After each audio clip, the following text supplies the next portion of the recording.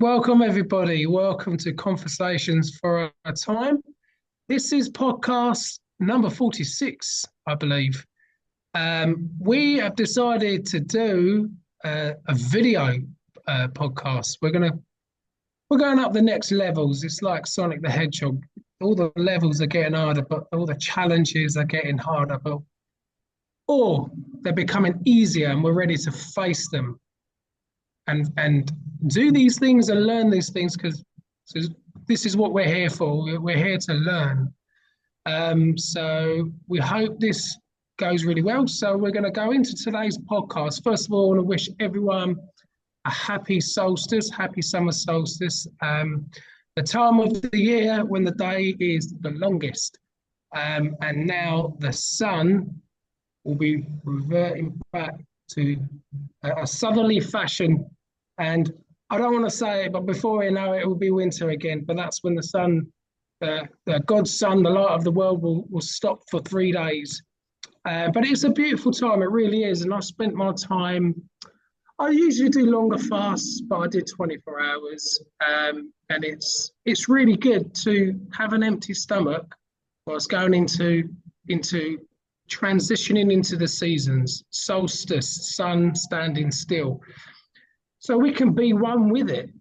And it's an absolute honor to learn this stuff, to learn the etymological side of things, symbology of the earth, as it's all an unfolding story.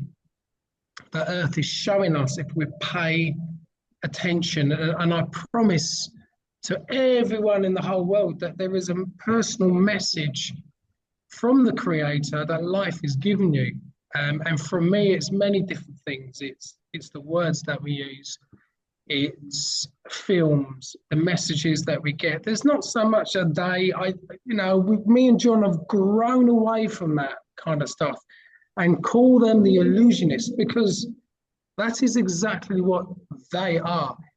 All of it comes from the Creator for us to learn, and it wants us to grow and evolve and take full responsibility for ourselves and not blame government agency and all of this kind of stuff. Everything has happened for a reason.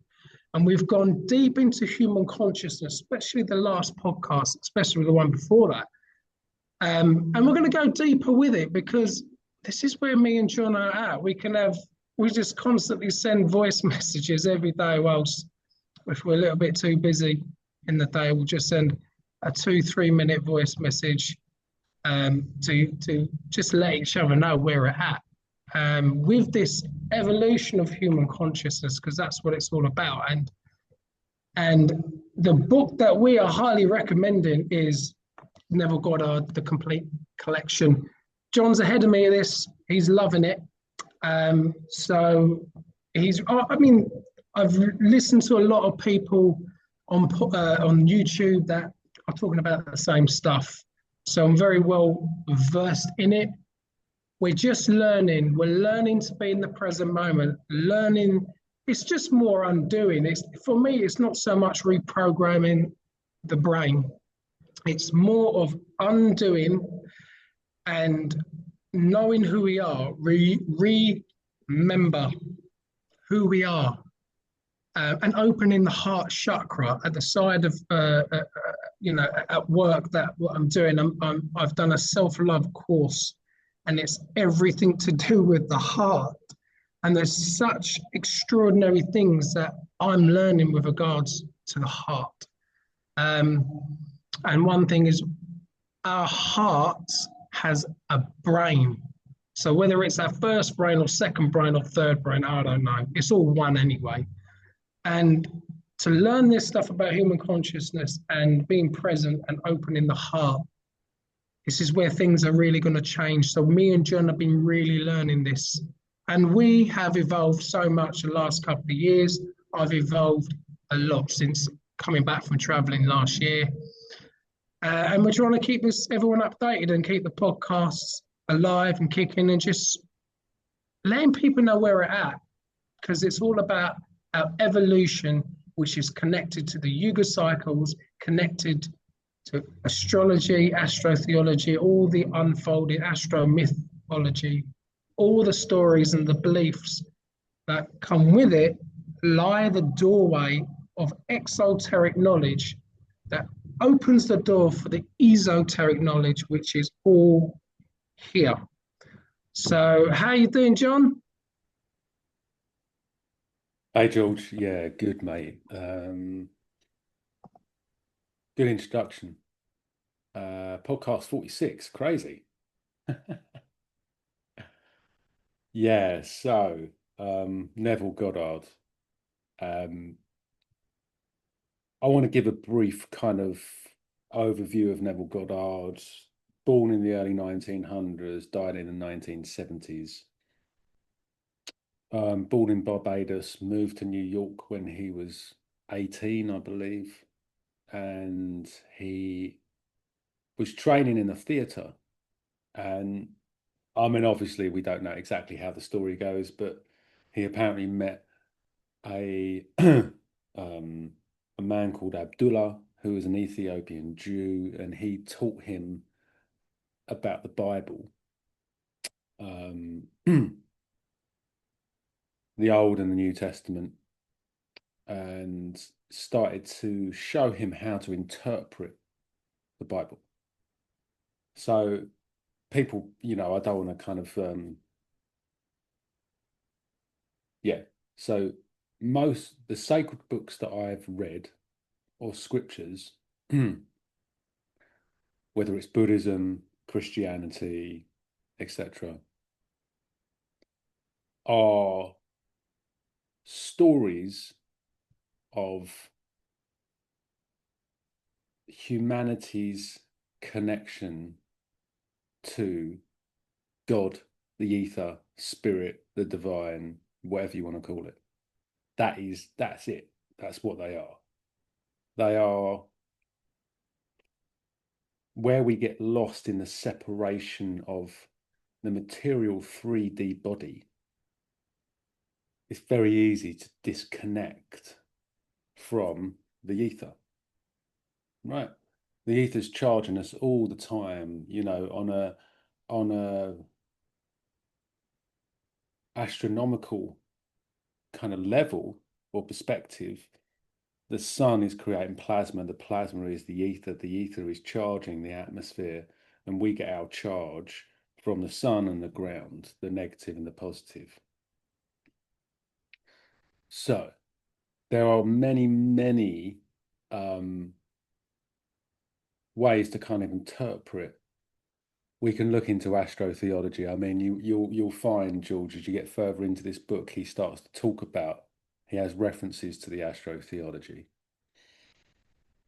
But what he says is the Bible is a psychological drama of humankind, and we play this game called life. Right? Most people don't realize they're playing. Yeah. Kids realize they're playing until they become conditioned not to play or not to imagine. I remember when I was a kid, I used to look out of the window, both junior and senior school, and I used to get told off for daydreaming.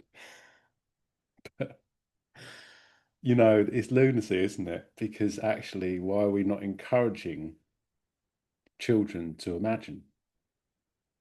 The dreamers, if channeled in the right way, become the inventors. They're the ones who push humanity forward. So, how do we tap into our imagination? Well, we need to, like anything, the imagination is a seed. So let's put it this way, right? The creator, you talked about the creator, George. The who is the creator? The creator is us. We are a particle of God. All of us. Every bit of life is a particle of God. Yeah. God made us in his image to play the game, tend to the earth, look after nature. So how do we one understand what that means in the context of us? So we get put into this material body as a 3D person. Stored within us, like every seed, is the potential to grow, reproduce, etc., etc. So how can all that potential, right? If you're saying an oak tree is an acorn like that, how does all the energy of an oak tree, which can live to like, over 1,000 years old, they can get massive, we're talking hundreds of tons worth of weight. How does it grow from that? What is it? So what something's charging it, the water, the sun charge that thing, but the potential is all there. So it's the same with our imagination. If we think, oh, I'm only an acorn, how can I possibly become an oak tree? Right? Because we're conscious. So what Neville Goddard talks about. So I'm gonna read something from one of his books. The chapter is Imagination and Faith. So imagination and faith are only the faculties of the mind needed to create objective conditions. So we have two things, our subjective, which is our subconscious, and our objective, which is our consciousness. That's the reality, the objective. The faith required for the successful operation of the law of consciousness is a purely subjective faith and is attainable upon the cessation of active opposition on the part of the objective mind of the operator. So when we have an intention and we decide that that's what's happening, the reality will not change, right? So your objectiveness is like, well, why is it not changing? This obviously isn't working. Yeah. This is where the faith and imagination comes in. Everything we create is through our imagination. We will it to happen.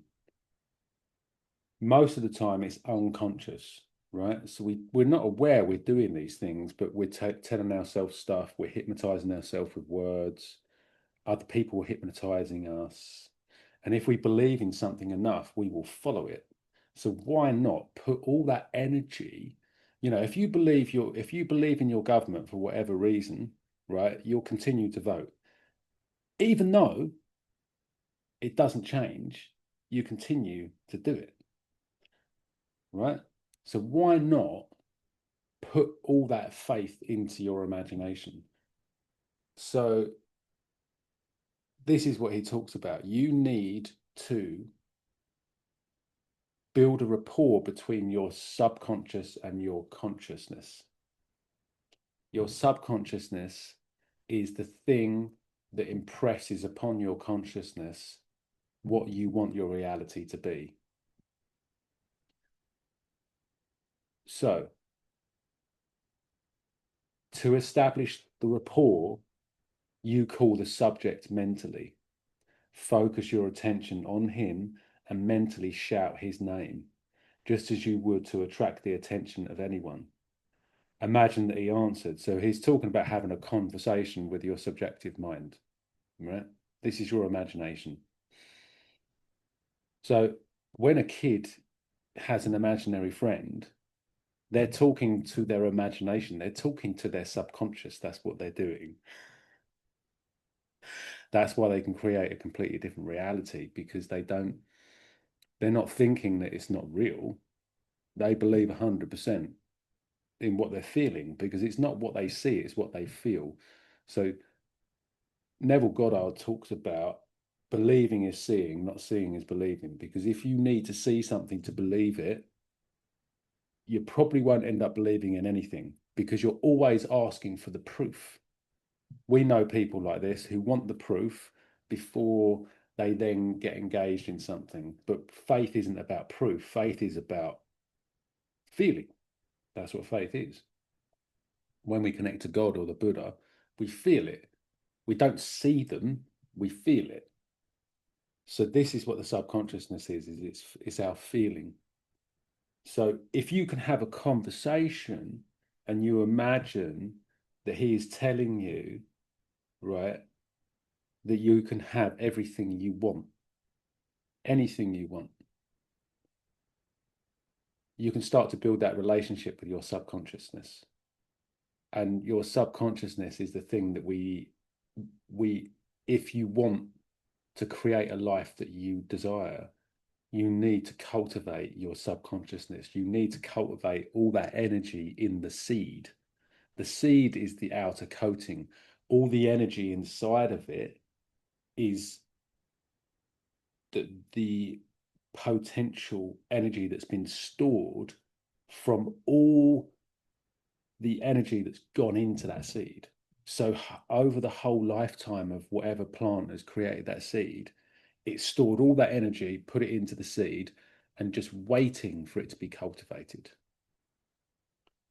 So if we can, Neville Goddard laid out some very easy, practical exercises to be able to start cultivating our imagination.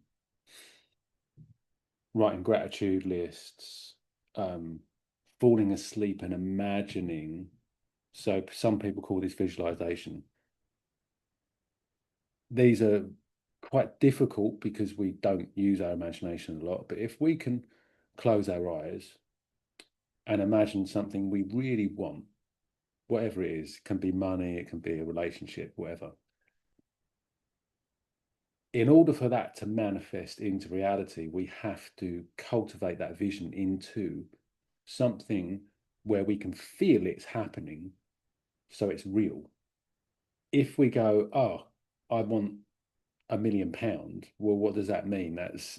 It's relative. You need to, why do you want the £1 million? What are you going to do with the £1 million? You know, you need to put yourself in the position where you've already got the £1 million. Because when you beg, no amount of begging ever gets you what you want. You have to feel like you deserve it. You need to realize that you're the creator, because everything we see, we are creating. Yeah. Everything we see. I might see a plant, George might see the same plant, and we have a completely different interpretation of that plant. Why is that?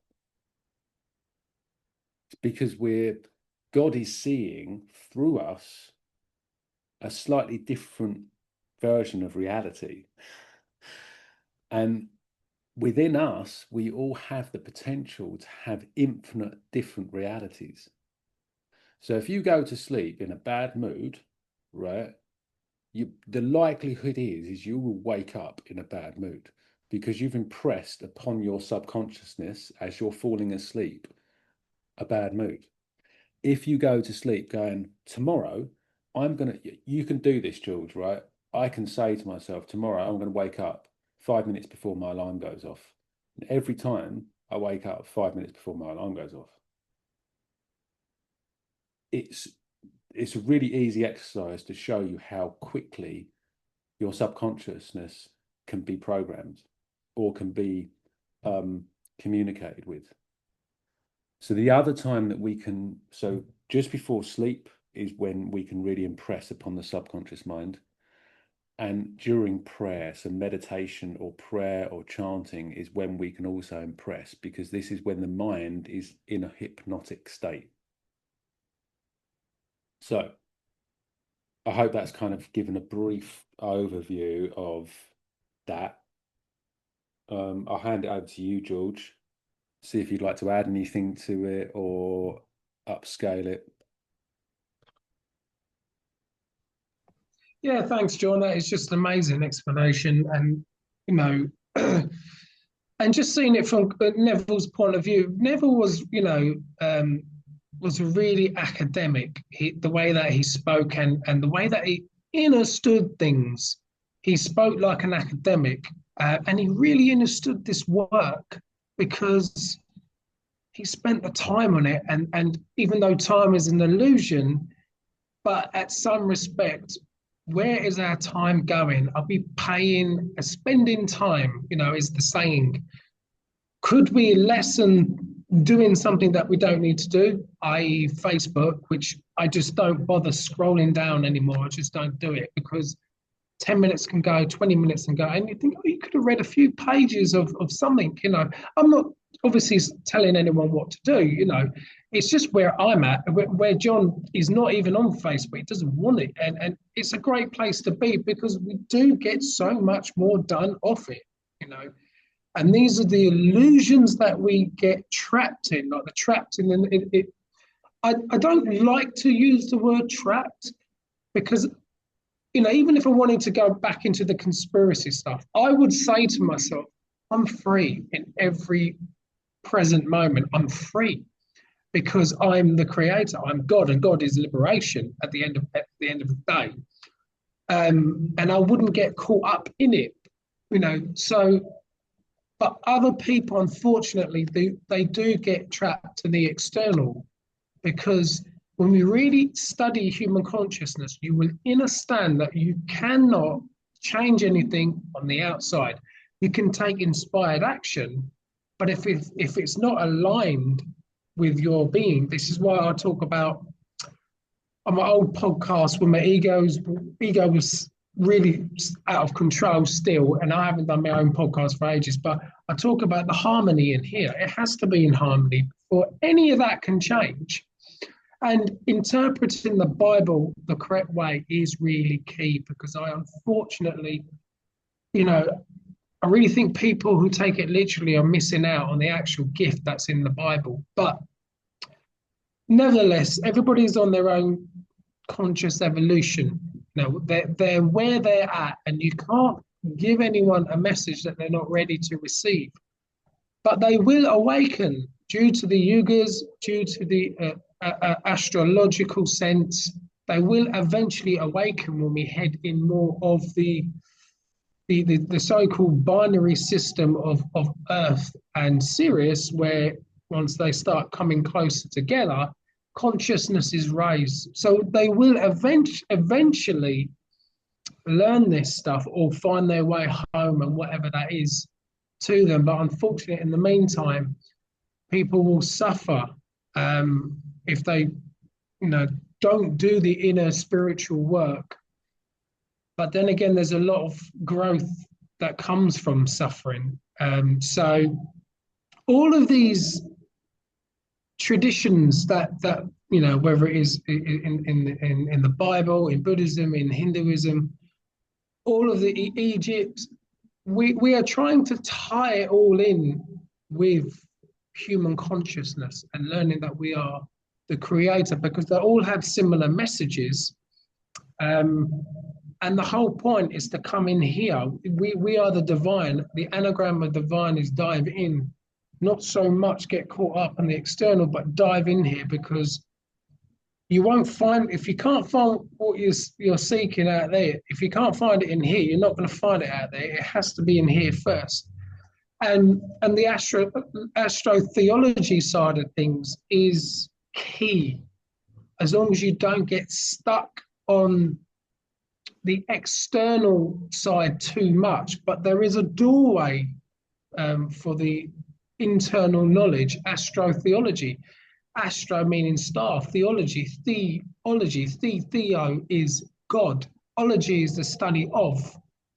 And if you look at the root word of ology is logo, which is the word. We are the word of God. It is us. It's not the King James Version. It's not all of that, We are the word of God because we are abracadabra. I create what I speak. And I'm sure John and I, we don't get this perfect every day, but we're getting better and better at it as this abracadabra. And I do see myself cringing sometimes with other people who, it happens because we know what it means. I know what it means when somebody has said something, and I'm thinking, you've just called that in your life. It's not the easiest thing to control, your word of mouth. It's not. But it is a game of life. And if we don't get the game of life correct, it's going to get difficult. It is the game of Leela, the ancient Hindu philosophy. And unfortunately, yeah, going back to the school where kids are getting conditioned, that we should really let them daydream, because imagination is absolutely everything. If you break the word down, imagination, image in at iron level, we're going at that iron level, image in, and it's always inside. It's always, and they're getting to know themselves.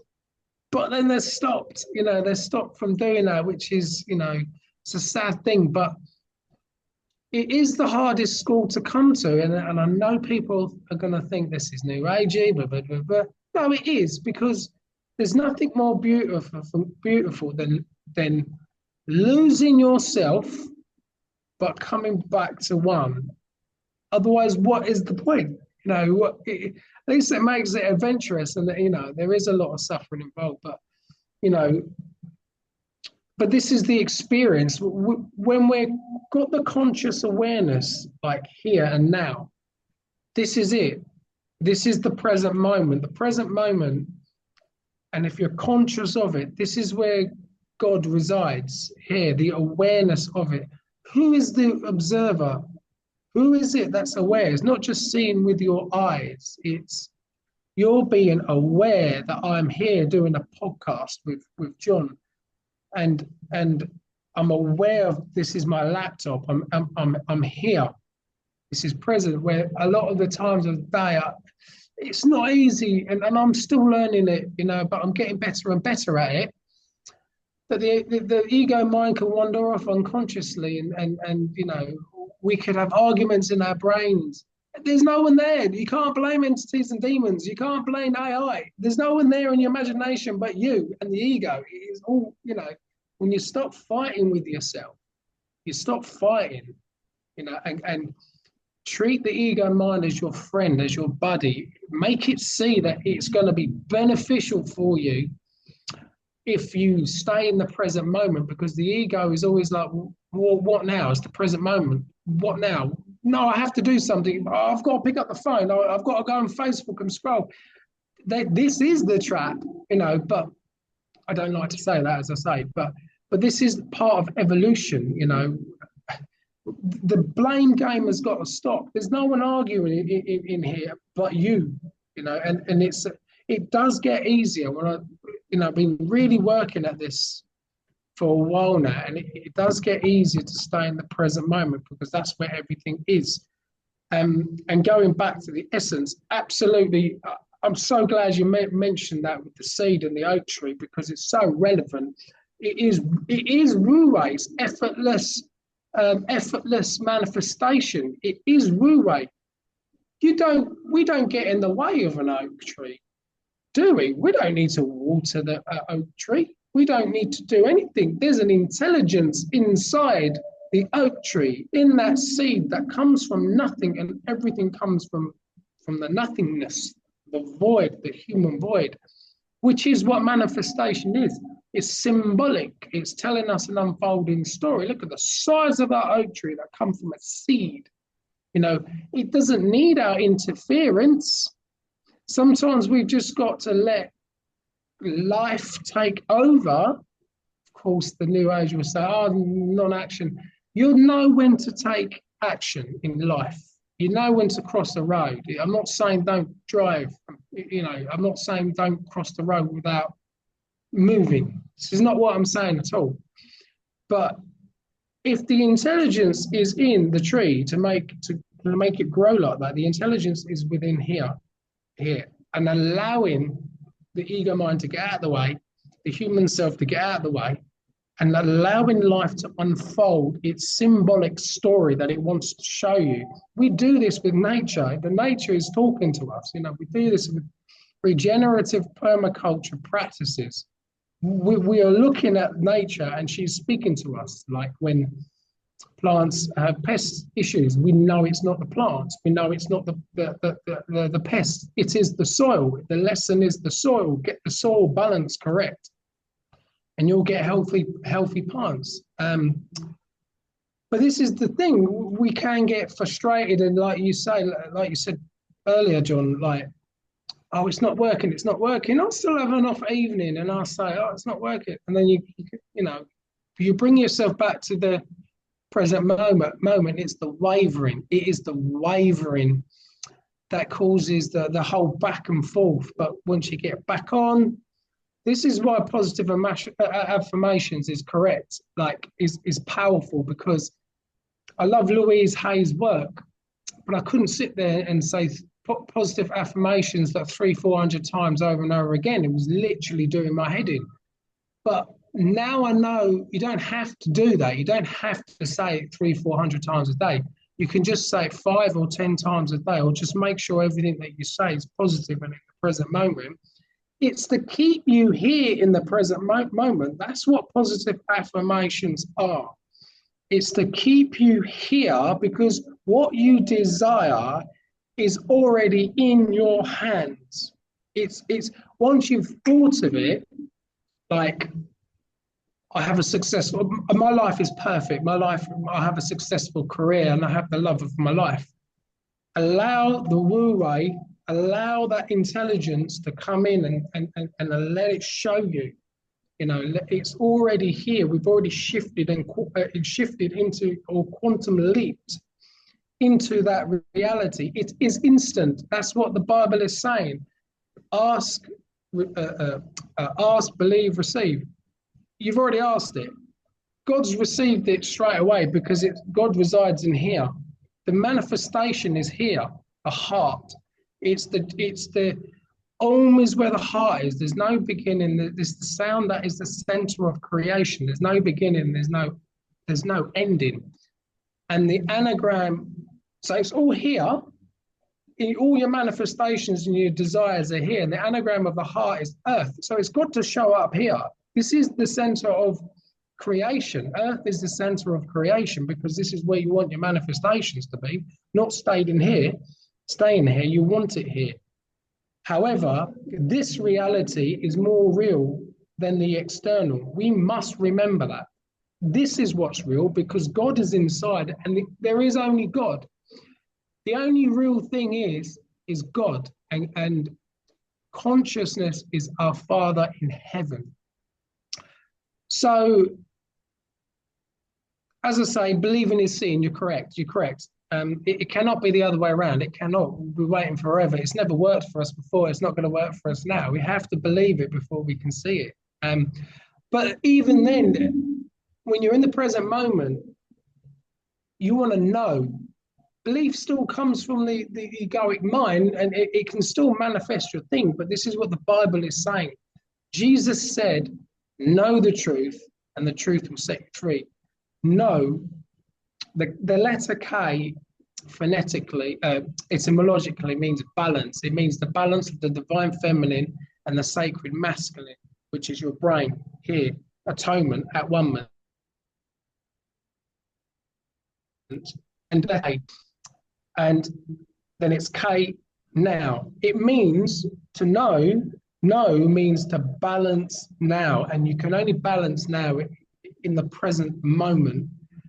So that's knowing is seeing right here and right here. And it's about building a relationship with ourselves. This is about building relationships with our God self and the present moment, because I have to admit that my relationship with the present moment was broken most of my life, I have to say. And I'm repairing this now. I'm repairing this right now, because I'm aware this is my hands. You know, I'm here. As long as you stay in this present moment. And it's very important to go bed at night, you know, not to be frustrated. Think about the good things that happened during the day. You know, and it's interesting you said that, John. I'm aware of the time. I'm going to hand it back to you. And interesting you said that 7:30 in the morning. Like, when I was a child, I used to just remember I must get up for school for 7:30. And without fail, for years I was doing it, getting up at 7:30, because I put it in my subconscious. And I didn't need an alarm clock. I just got up. And this is feeding the inner world. Yeah.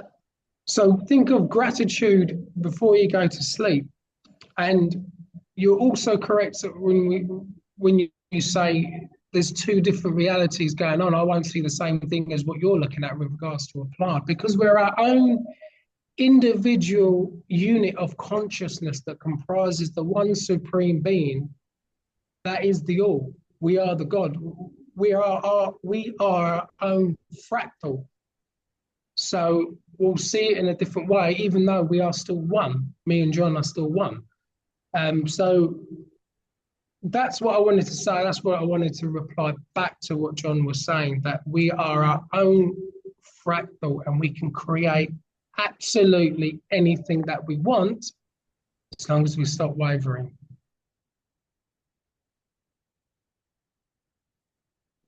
Thanks, mate. Okay. I wanted to say something else, but you took up all the time. So sorry about that. No, I just wanted to say two things, actually.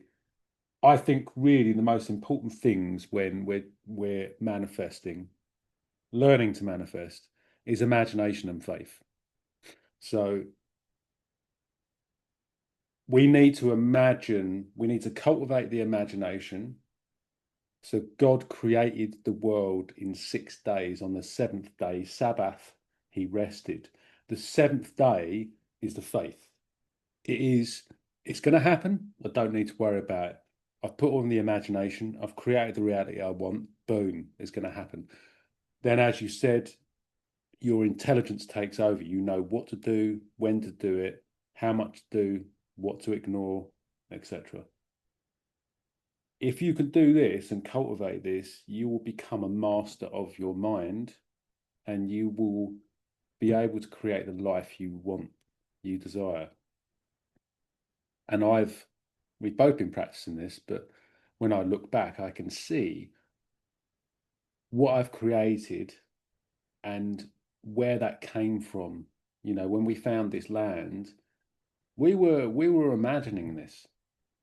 It wasn't necessarily focused imagination, but it still manifested. So imagine what you can do when you focus. So literally, we have 1 minute left. I think it's been a really good podcast. We're going to have to do a lot more on this because this is really cool. But I encourage everyone out there to look into Neville Goddard's work. He is probably the founder of this kind of type of movement, but this is applicable in lots of different faiths. So it's not just about Christianity. This works anywhere. So thanks, everyone. I suppose we'll leave it at that. George, you want to say your farewells to people? Thanks all. Yeah, sorry I hugged it at the end, but we'll have more time for the next podcast, and we'll hope that everybody found it interesting. And this is where we're at, folks. So we'll see you next time. Cheers, people. See ya.